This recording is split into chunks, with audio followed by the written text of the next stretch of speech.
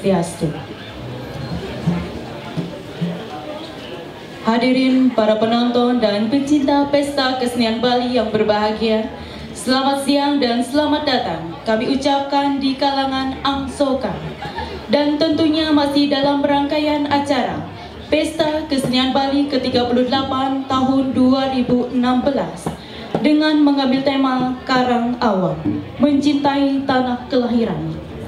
Pada kesempatan siang hari ini kita akan menyaksikan bersama pementasan tari dan tabuh kreasi Semara Pegulingan oleh Sanggar Seni Gita Lestari, Banjar Patolan, Desa Pering, Kecamatan Belabatu, Kabupaten Gianyar yang ikut memeriahkan Pesta Kesenian Bali.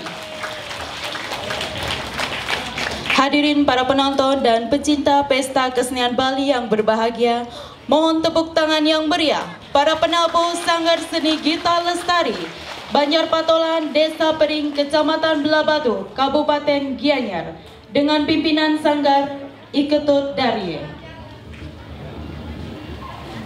Hadirin para penonton yang berbahagia, pada kesempatan siang yang berbahagia ini, Sanggar Seni Gita Lestari, Banjar Patolan, Desa Pering, Kecamatan Belabatu, Kabupaten Gianyar akan mempersembahkan tari kreasi penyambutan Puspita Lestari. Tari kreasi penyambutan Puspita Lestari.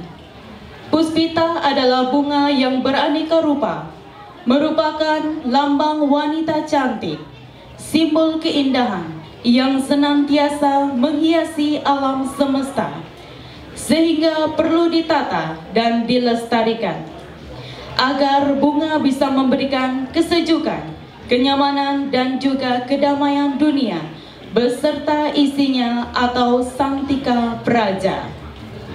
Puspita dalam wujud wanita cantik adalah lambang kelemah lembutan, keagungan, keanggunan, dan cinta kasih yang dapat memberikan kesejukan, kenyamanan, dan juga kedamaian dunia beserta isinya dalam mewujudkan Santika Praja.